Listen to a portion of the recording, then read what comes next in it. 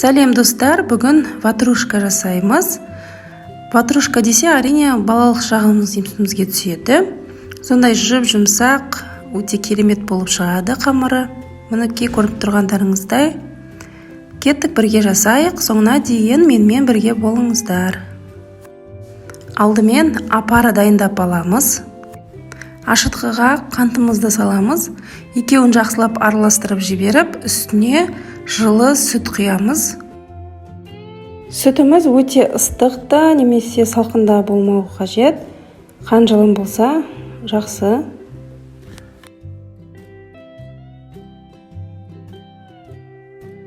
Барлығын жақсылап араластырып, үстіне ұннан 5-6 қасықтай салып, барлығын тағда жақсылап араластырамыз. Барлығын жақсылап араластырып алып, апарамыздың бетін жауып, егер осылай беті жабылатын ыдыс болса, бетін жауып қоямыз, немесе микроволновка болсын, духовка болсын, сквозняк емес жерге 15-20 минутқа қойып қоямыз. Мінекей апарамыз дайын, өте күшті болып көтерілді. Көріп тұрғандарыңыздай. Енді үстіне тұз саламыз, 2 жұмыртқа, сұйық май құямыз және ұнымызды біртіндеп салып, қамыр илейміз.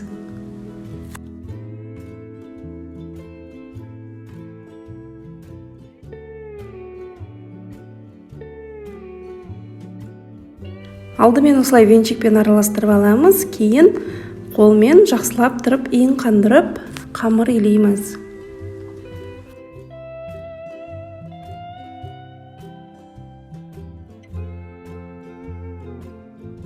Барлық мөлшерлемелерді описаниеда қалдырып кететін боламын. Мен берген мөлшерден бір 50 грамға плюс немесе минус болуы мүмкін. Ол ұндардың әртүрлі болуына байланысты. Бірақ одан көп ұнды одан көп салып жіберуге болмайды.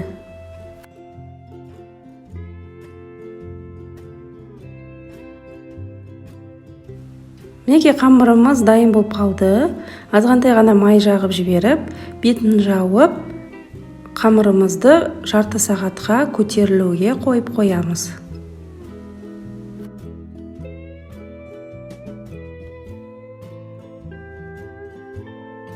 Жарты сағаттай уақыт өтті. Мінекей қамыр өте жақсы көтерілді.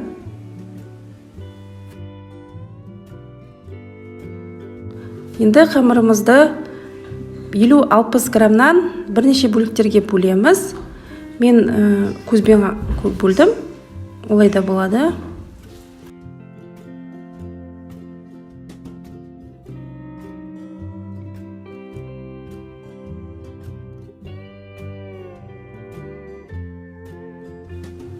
Әр бөлікті мінекей осылай сыртынан ішіне қарай бүктеп, дөңгелектеп аламыз.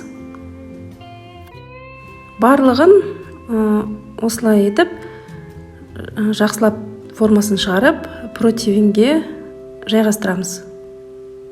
Арасын өте жақын қылмаймыз, осылай болса жарайды. Үстінен тағы да басып шығарып, қамырды көтерілуге тағы да 10-15 минутқа қоямыз. Қамырымыз көтерілгенше біз салмасын жасаймыз. Ол үшін бізге ірімшік, яғни творог қажет, жұмыртқа және қант. Үшеуін жақсылап тұрып араластырамыз.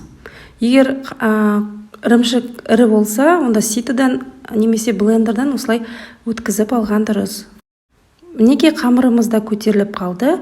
Енді ортасына ірімшік салу үшін стақанмен немесе фужермен осылай ортасын басып шығамыз. Стақанымыздың астын майлап алдым. Сонда қамыр жауыспайды. Және салмамызды салып шығамыз. Осындай бір ас қасықпен молынан салып шықсаңыздар болады.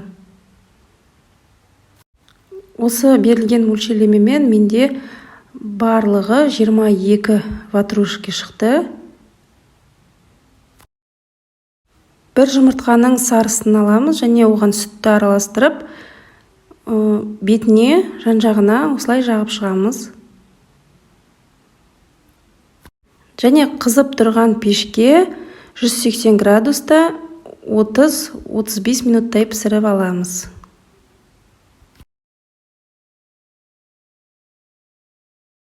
Мінекей піскен түрі осындай, өте әдемі болып шықты меніңше, және дәмі де өте керемет, қамыры жұмсақ болып шығады. Ең бастысы балаларға қатты ұнайды.